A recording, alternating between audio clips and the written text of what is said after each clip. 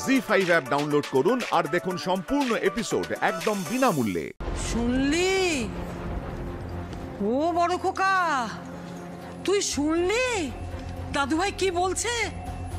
দাদুভাই তোর সামনে দাঁড়িয়ে বলছে ওকে আর ফিরকিকে নাকি কেউ আলাদা করতে পারবে না। ও নিজের ইচ্ছে মতো জীবনটাকে চালিয়ে নিয়ে যাবে। তুই ভাব একবার, লঘুগুরু জ্ঞানটাও চলে গেছে। আরে বড় খোকা, এই শিক্ষার জন্য কি তুই ওকে বিদেশে পাঠিয়েছিলি? হ্যাঁ, এই শিক্ষা। থামো মা, থামো প্লিজ, থামো। হে ভগবান, এবার কি হবে? না জানি নীলাদ্রির উপর কি ঝড় আসতে চলেছে। বেশ হয়েছে, নীলাদ্রি এবার উচিত শিক্ষা পাবে। আমাকে মিথ্যে বলার ফল এবার হাতে নাতে পাবে। ও বড় খোকা, কিছু বল। আমাকে থামিয়ে দিয়ে নিজেও তো থেমে গেলি রে। কি বলবো বলো তো মা, কি বলবো? তোমাদের এই রোজ রোজ একই অভিযোগ শুনতে শুনতে আমি টায়ার্ড হয়ে গেছি। কথায় কথায় কেন বিদেশে পাঠিয়েছিলিস, কি শিখে এসছে বিদেশ থেকে, এগুলো খুব বিরক্তিকর। তার মানে তুইও আমাকেই দোষ দিচ্ছিস? ভুল বুঝছো মা, আবার ভুল বুঝছো। আমি বলতে চাইছি এই একঘেয়ে কথাগুলো বলে কোনো লাভ হবে না। না না মা, নীলাদ্রি বিদেশে গিয়ে কি শিক্ষা লাভ করে এসছে আমি খুব ভালো করে জানি।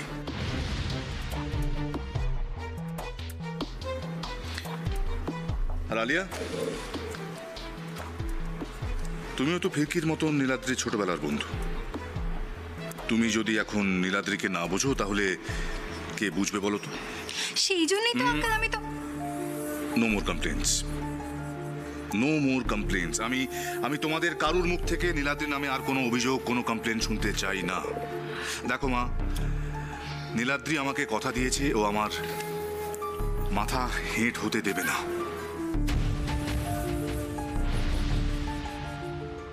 আমি ওকে বিশ্বাস করি, ভরসা আছে ওর উপর।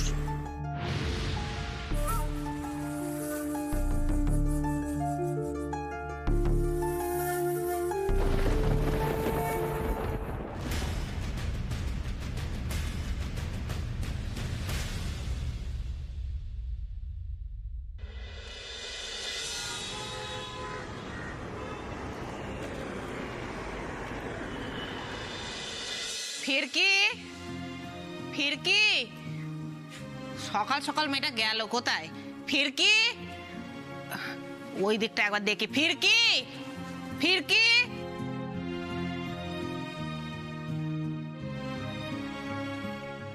ফিরকি। শুভ জন্মদিন মা। মন্দিরে আজ তোমার নামে পুজো দিয়ে এলাম। তুই আমার নামে মন্দিরে পুজো দিতে গিয়েছিলি? দূর বোকা মেয়ে, আমি বুড়ো মানুষ, আমার আবার জন্মদিন, লোকে শুনলে হাসবে। কেউ বলেছে হাসবে? কেউ হাসবে না। শোনো, যত বেশি বয়স তত বড় করে জন্মদিন পালন করতে হয়। আরে যত বেশি নম্বর তত বড় ধামাকা। হ্যাপি বার্থডে মাসি। Happy birthday to you, happy birthday to you, happy birthday, happy birthday.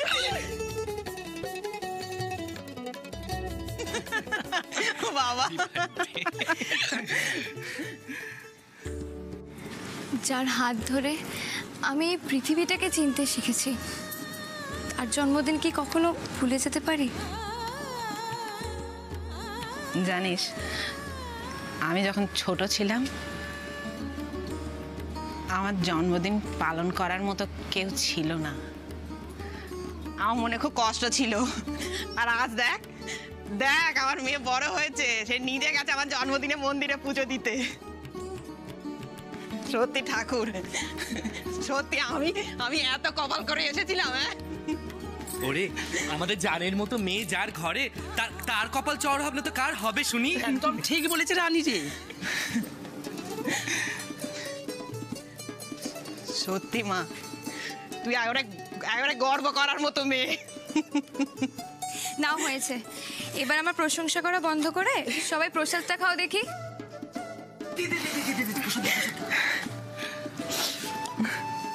আজকে দিনটাই খুব ভালো। আজকে একটা দারুণ সুখবর আছে। হ্যাঁ, কি সুখবর লাড্ডু?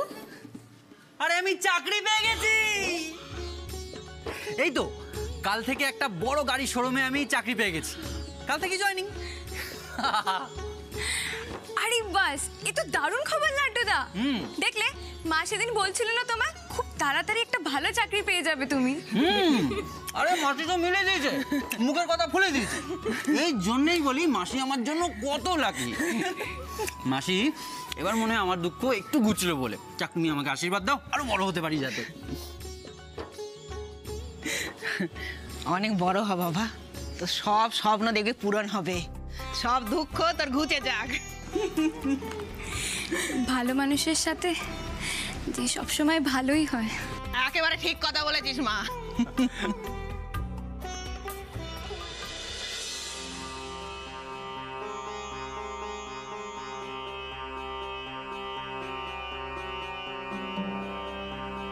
এই তুই খেলাটা বন্ধ কর তো। কি রে, তোর মুড অফ নাকি? হ্যাঁ, সে তো আমার প্রায় রোজই মুড অফ থাকে। সে কি প্রায় রোজই মুড অফ? আবহাওয়া দপ্তরকে খবর দিতে হবে দেখছি। দাদা ভাই প্লিজ বি সিরিয়াস। ইয়ার কি হচ্ছে না এটা? ড্যাড, রোমা মাসি, ঠাম্মি এদের সকলের কড়া শাসনে না বাড়িতে আমার দম বন্ধ হয়ে আসে।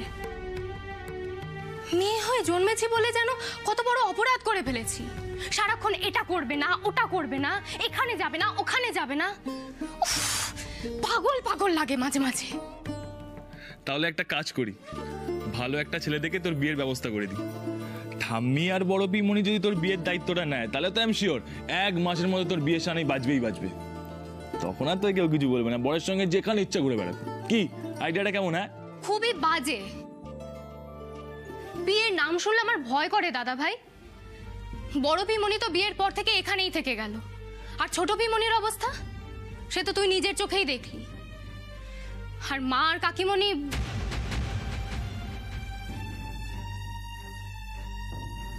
কাকিমণি কি? না মানে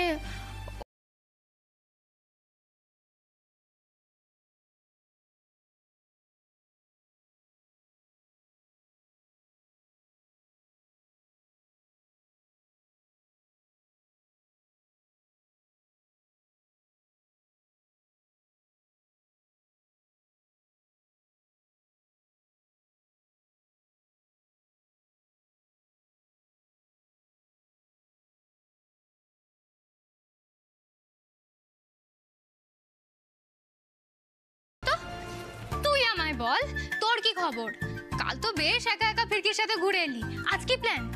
আরে আমি তো ভেবেছিলাম আজও ফিরকির সাথে দেখা করব, কিন্তু কালকে মায়ের জন্মদিন। কিন্তু কি দাদা ভাই? আজ ভালো আন্টির জন্মদিন মধুজা। হে বাবা, দেখেছিস আমি একদম ভুলে গেছি। ইস, আজ যদি ফিরকিদের বাড়ি যেতে পারতাম। দেখ গেলেই তো আবার 1000 জনকে 1000 রকম কৈফিয়ত দিতে হবে। আরে কোথায় যাচ্ছিস? সারপ্রাইজ।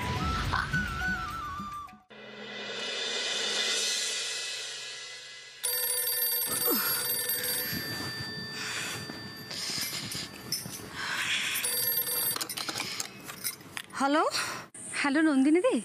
সুদীপা, সুদীপা আমি কাল থেকে তোমার কথা ভাবছি। সব ঠিক আছে? মানে তুমি তুমি চীনে যেতে পেরেছিলে তো? হ্যাঁ নন্দিনী দি, তুমি ফিরকির বাড়ির যে অ্যাড্রেসটা দিয়েছিলে আমাকে, আমি সেখানে গিয়েছিলাম আর ওর মার সাথেও আমার দেখা হয়েছে। তারপর তারপর সুদীপা? তারপর আসলে আমি যাকে ভেবেছিলাম ইনি তো তিনি নন। বহু বছর আগে আমার সন্তানকে যে নিজের বুকে টেনে নিয়েছিল সে তো অন্য কেউ ছিল।